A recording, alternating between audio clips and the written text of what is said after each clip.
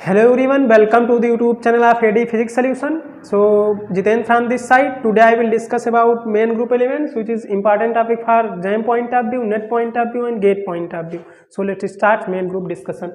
So main group elements क्या होते हैं? मेन ग्रुप एलिमेंट्स इनको हम रिप्रेजेंटेटिव एलिमेंट्स भी बोलते हैं। ये एस और पी ब्लॉक इनको कंबाइन किसको कहा जाता है?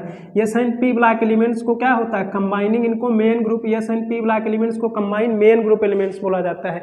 अब पी ब्लॉक की अगर बात की जाए तो पी ब्लॉक यहाँ पर बोरान फैमिली से लगा करके यहाँ पर बोरान होगा, फिर इसके बाद बोरान होगा, फिर इसके बाद कार्बन होगा, इसके बाद यहाँ पर नाइट्रोजन, इसके बाद ऑक्सीजन, इसके बाद फ्लोरीन होगा, इसके बाद यहाँ पर ये होगा हीलियम। तो इसको ये क्या है? ये 13th ग्रुप है। यहाँ पे इसको 13 ग्रुप बोलते हैं, इसको 14 ग्रुप बोलते हैं और इसको यहाँ पे क्या बोलते हैं? 18th ग्रुप बोलते हैं। ये क्या है? इनको इनर्ट गैसेस बोलते हैं, राइट। तो यहाँ पर क्या होगा?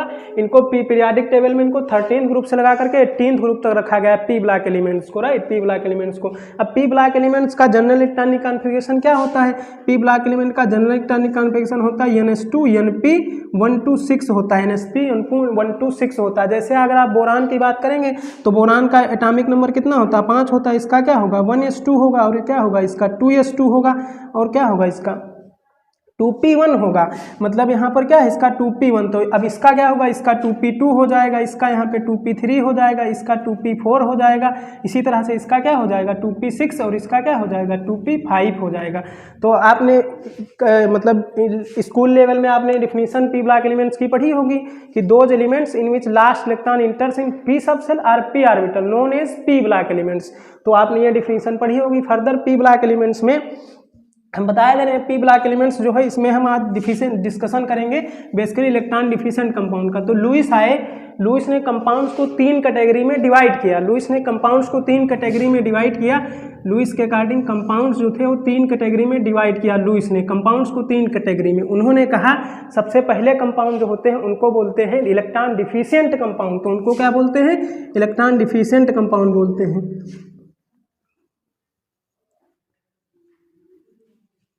इनको इलेक्ट्रॉन डिफिशिएंट कंपाउंड बोलते हैं। इनमें क्या था? इनमें जो बैलेंस इलेक्ट्रॉन का नंबर था वो क्या था? लेस देन 8 इलेक्ट्रॉन था। लेस देन 8 इलेक्ट्रॉन से इनमें बैलेंस का नंबर क्या था? कम था। इनको इलेक्ट्रॉन डिफिशिएंट कंपाउंड कहा। दूसरे कंपाउंड उन्होंने कहा कि बैलेंट कंपाउंड होते हैं। क्या होते हैं? बैलेंट कंपाउंड होते हैं। तो बैलेंट कंपाउंड की अगर बात की जाए तो बैलेंट कंपाउंड में जो बैलेंस इलेक्ट्रॉनों का नंबर होगा, जो बैलेंस इलेक्ट्रॉन होंगे वो इक्वल टू होंगे 8 इलेक्ट्रॉन के। बैलेंट कंपाउंड में जो बैलेंस इलेक्ट्रॉन का नंबर होगा 8 होगा, मतलब इनका क्या होगा? कंप्लीट होगा। तीसरे कंपाउंड जो है, तीसरी टाइप के जो लुईस ने बताया वो कंपाउंड थे इलेक्ट्रॉन रिच कंपाउंड थे।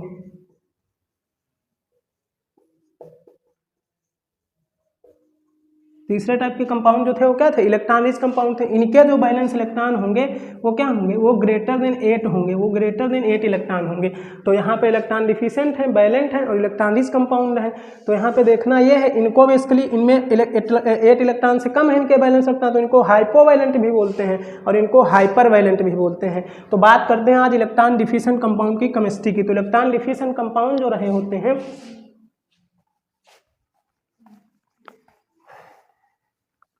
जो इलेक्ट्रॉन डिफिशिएंट कंपाउंड होते हैं आप कई टाइप के देखने को पाएंगे। जैसे इलेक्ट्रॉन डिफिशिएंट कंपाउंड की केमिस्ट्री डिस्कशन करने से पहले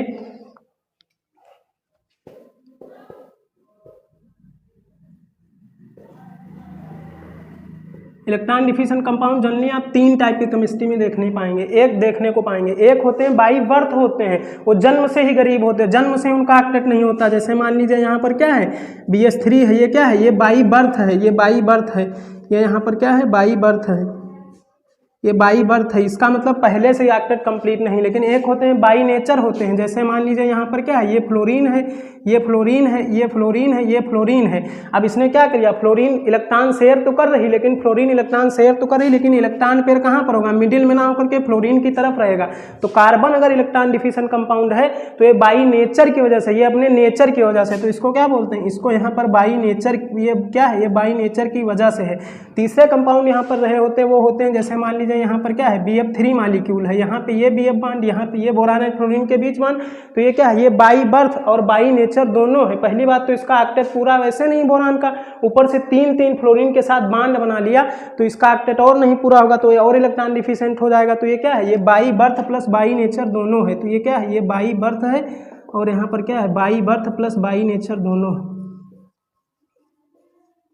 ये by birth and by nature दोनों है। तो आपने देखा इलेक्ट्रॉन डिफिशिएंट कंपाउंड 3 टाइप के हो सकते हैं, या फिर बाई बर्थ होंगे, या फिर बाई नेचर होंगे, या फिर by birth plus by nature दोनों होंगे। तो बात करते हैं इलेक्ट्रॉन डिफिशिएंट कंपाउंड्स की बॉन्डिंग की। तो इलेक्ट्रॉन डिफिशिएंट कंपाउंड जो रहे होते हैं, जो इलेक्ट्रॉन डिफिशिएंट कंपाउंड होते हैं अपनी डिफिशियंसी को रिमूव करने के लिए ये क्या करते हैं, कुछ टाइप की बॉन्डिंग शो करते हैं to remove their deficiency.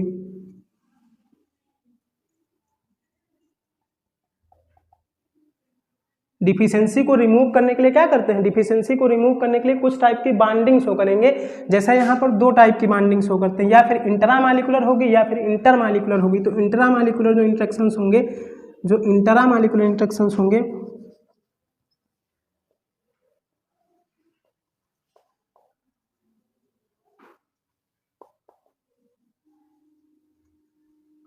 Intramolecular interactions होंगे, इनको बेसिकली बैक बॉन्डिंग भी बोलते हैं।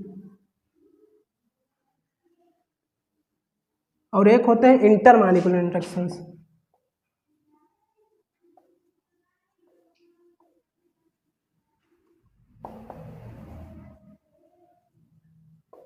इसको आप फर्दर पढ़ेंगे, इसको अभी आगे जब डिस्कशन किया जाएगा तो इसको बोलते हैं ब्रिज बॉन्ड।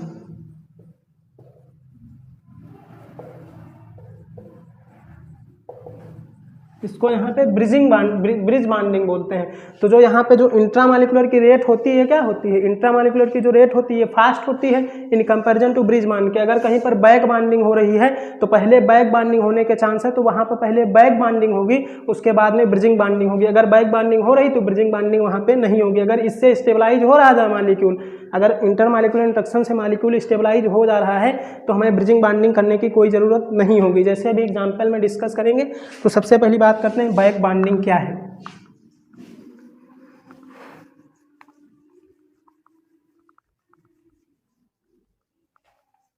डिस्कस करते हैं बैक बॉन्डिंग क्या है।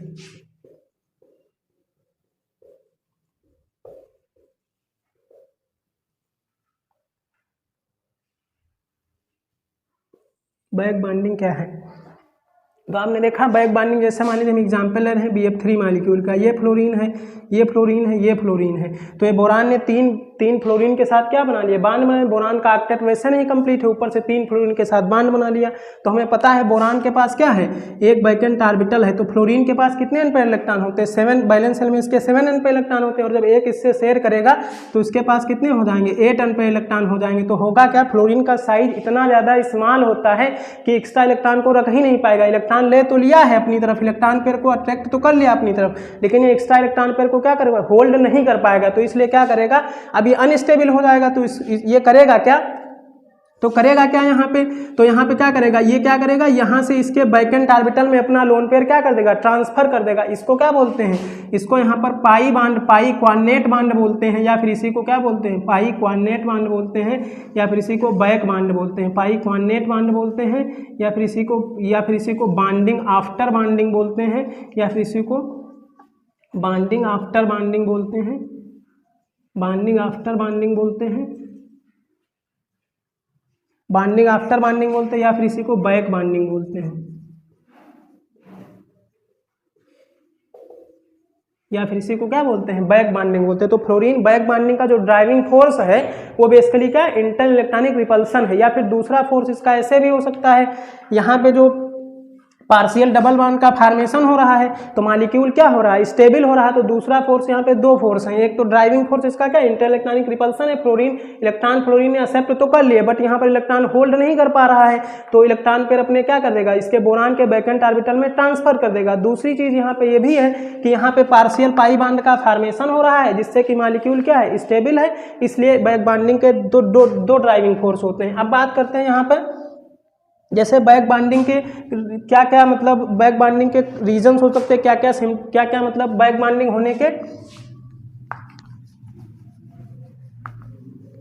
बैक बॉन्डिंग होने की कंडीशंस क्या हैं ये देखते हैं। तो कंडीशन फॉर बैक बॉन्डिंग क्या होती हैं, जैसे देखते हैं कंडीशन फॉर बैक बॉन्डिंग क्या होती है।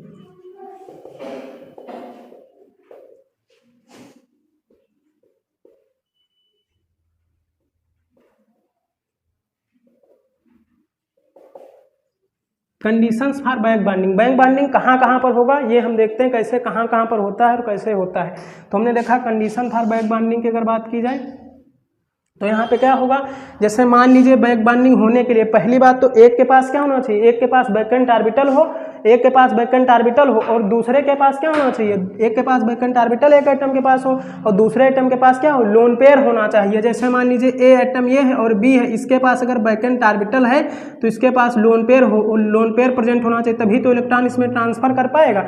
दूसरी कंडीशन ये होती है ये दोनों एडजेसेंट होने चाहिए, आपस में जुड़े होने चाहिए। जैसे मान लीजिए अगर ए है, ये मॉलिक्यूल बी है, इसके पास सी, इसके पास लोन पेयर है और इसके पास वैकेंट ऑर्बिटल है, तब यहाँ पर बैक बाइंडिंग नहीं हो सकती। तो बैक बाइंडिंग होने की जो पहली क्राइटेरिया होती है क्या होती है, एक एटम के पास वैकेंट ऑर्बिटल हो, दूसरे के पास लोन पेयर हो और दोनों एडजेसेंट होने चाहिए, तभी बैक बाइंडिंग होगी। दूसरी बात होती है जैसे इलेक्ट्रोनेगेटिविटी में डिफरेंस होना चाहिए। जैसे यहाँ पर आपने देखा जो बोरान एंड फ्लोरीन के बीच का बांड था, यहाँ पर क्या था, इलेक्ट्रिसिटी में कुछ डिफरेंस था। इसकी ईएन वैल्यू क्या होगी, इसकी ईएन वैल्यू जो इसकी ईएन वैल्यू है, जो फ्लोरीन की ईएन वैल्यू जो होती है क्या होती है, फ्लोरीन की ईएन वैल्यू ज़्यादा होती है बोरान से। तो मतलब यहाँ पे क्या है, यहाँ पे कुछ इलेक्ट्रोनिटी में क्या होना चाहिए, डिफरेंस होना चाहिए।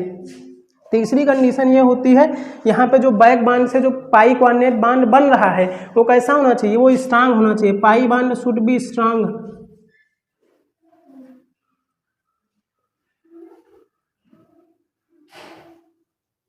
पाई बांड शुड बी स्ट्रांग। जो पाई बांड बन रहा है बैक बाइंडिंग से वो क्या होना चाहिए, वो स्ट्रांग होना चाहिए। जैसे अगर बात करें अब पाई बांड की स्ट्रेंथ किन किन चीज़ों पर डिपेंड करती है, तो हमने देखा 3 पॉइंट्स होते हैं बैक बाइंडिंग के, जहाँ जहाँ पर बैक बाइंडिंग हो सकती है। अब पाई bond should be strong, pi bond strong होने से क्या मतलब है ये देखते हैं। तो पाई बांड स्ट्रांग होने से मतलब ये है, अगर कोई बांड स्ट्रांग होगा, कोई बांड स्ट्रांग कब होगा, बांड बनते हैं ओवरलैपिंग से, तो जब जितनी अच्छी ओवरलैपिंग होगी वो बांड उतना ही क्या होगा, स्ट्रांग होगा। तो यहाँ पर क्या होता है, स्ट्रेंथ ऑफ बांड जो डिपेंड करेगी, जो स्ट्रेंथ ऑफ पाई बांड होगी, जो स्ट्रेंथ ऑफ पाई बांड होगी ये किस पे डिपेंड करेगी, ये डिपेंड करेगी एक्सटेंट ऑफ ओवरलैपिंग पे।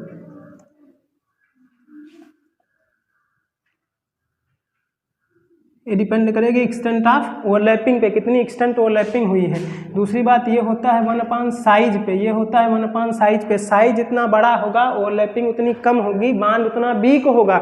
जैसे मान लीजिए अगर जैसे मान लीजिए ये एटम ये है, ये एटम बी है और ये भी क्या है, ये मान लीजिए सेकंड पीरियड का है और ये भी किसका सेकंड, ये भी सपोज दैट ये मान लीजिए किसका है, ये सेकंड पीरियड का है और ये भी सेकंड पीरियड का है। तो यहाँ पर ये सेकंड पीरियड का, ये सेकंड पीरियड का, तो यहाँ पर क्या होगा 2p पाई बैक बाइंडिंग होगी और यहाँ पर क्या होगा और क्या बनेगा, स्ट्रांग बांड बनेगा। लेकिन अगर मान लें यहीं पे, अगर मान लीजिए ये ऐसे है, ये ऐसे है, ये मान लीजिए यहाँ पर, ये मान लीजिए 3p का है और ये मान लीजिए यहाँ पे 2p का है, तब यहाँ पर जो बैक बाइंडिंग होगी वो क्या होगी 3p पाई।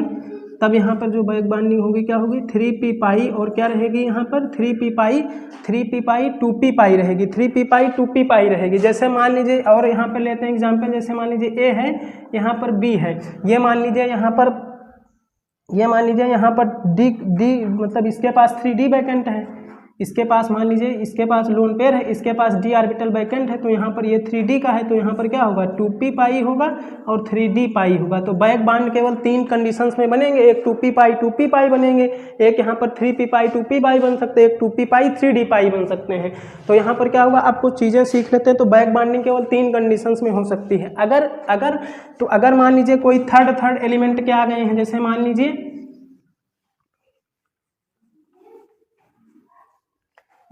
अगर दोनों एलिमेंट थर्ड के हैं, जैसे मान लीजिए ये एलिमेंट ए है, ये एलिमेंट बी है, ये मान लीजिए थर्ड पीरियड का है और ये मान लीजिए थर्ड पीरियड का। थर्ड पीरियड के बाद साइज इतना ज़्यादा लार्ज हो जाता है कि मॉलिक्यूल का जो पाई कोऑर्डिनेट बांड बनेगा वो स्ट्रांग नहीं बनेगा, वो वीक बनेगा। तो वहाँ पे जो बैक बाइंडिंग होगी वो पॉसिबल नहीं होगी। जैसे मान लीजिए ये अगर सेकंड पीरियड का है, ये अगर सेकंड पीरियड का है और जैसे मान लीजिए ये अगर मान लीजिए यहाँ पर थर्ड पीरियड का है और ये थर्ड का हो या फिर फोर्थ का हो या फिर यहाँ पर किसका हो या फिर फिफ्थ का हो या फिर यहाँ पर किसका हो सिक्स्थ का हो, तब यहाँ पर बैक बाइंडिंग यहाँ पर पॉसिबल नहीं होगी। यहाँ पर बैक बाइंडिंग पॉसिबल नहीं होगी, यहाँ पर बैक बाइंडिंग पॉसिबल नहीं होगी ऐसे केस में। तो बैक बाइंडिंग की कंडीशन, चौथी कंडीशन ये होती है कि जो यहाँ पर एक आइटम क्या होना चाहिए, एक आइटम किसका होना चाहिए, एक आइटम सेकंड पीरियड का होना चाहिए और जो दूसरा आइटम है वो सेकंड पीरियड का हो या फिर किसका हो थर्ड पीरियड का होना चाहिए। तो ये चौथी कंडीशन रही होती है। तो ये बैक बॉन्डिंग के कुछ हम देखते हैं यहाँ पे किन किन में, जैसे Cl के बारे में एक और डिस्कशन कर लेते हैं।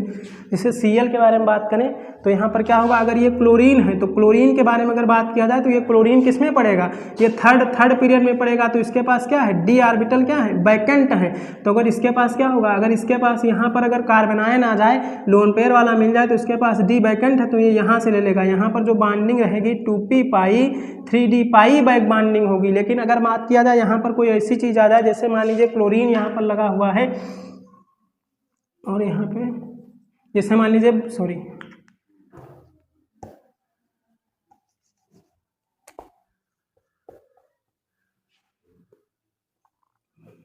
अब क्लोरीन के पास क्या होते हैं, लोन पेयर होते हैं। क्लोरीन के पास क्या होते हैं, लोन पेयर होते हैं। तो यहाँ पर होगा क्या, क्लोरीन के पास लोन पेयर होते हैं तो क्लोरीन क्या करेगा, इसके वैकेंट ऑर्बिटल में डोनेट कर देगा। तो यहाँ पर क्या होगा, 3p पाई 2p पाई बैक बॉन्डिंग होगी। तो यहाँ पर जो क्लोरीन है ये इसके पास वैकेंट ऑर्बिटल होता है, एक्सेप्ट भी इलेक्ट्रॉन कर सकता है और डोनेट भी इलेक्ट्रॉन कर सकता है क्लोरीन के बारे में। तो अब देखते हैं किन किन क्वेश्चंस में जैसे बैक बॉन्डिंग होगी, किन किन क्वेश्चंस में बैक बॉन्डिंग नहीं होगी। तो कुछ क्वेश्चन लेकर के आया हूँ मैं, उनको देखते हैं किन किन में बैक बॉन्डिंग होगी, किन किन में बैक बॉन्डिंग नहीं होगी। जैसे मान लीजिए यहाँ पे कुछ क्वेश्चंस हैं, उनको लिखता हूँ मैं।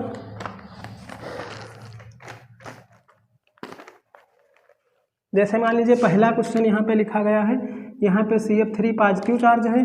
दूसरा क्वेश्चन यहाँ पे लिखा गया है CF3 पॉजिटिव चार्ज है। दूसरा यहाँ पे लिखा गया OCl2 है। तीसरा यहाँ पे आपको बताना बैक बॉन्डिंग होगी या नहीं होगी। तीसरा यहाँ पर बताना OCH3 का क्या है, OCH3 का यहाँ पर होल ट्वाइस, यहाँ पे बैक बॉन्डिंग होगी या नहीं होगी। जैसे यहाँ पर 4th नंबर एग्जाम्पल है, यहाँ पर BH3 है। जैसे अगर यहाँ पर बात की जाए 6th नंबर एग्जाम्पल की, तो यहाँ पर क्या है, NCH3 का होल ट्वाइस।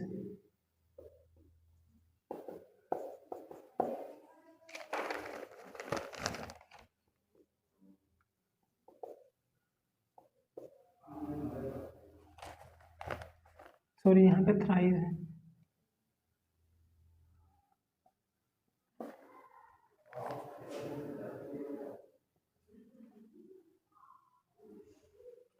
तो दूसरा, चलो इतने में पहले डिस्कस करते हैं, इसके बाद और देखेंगे।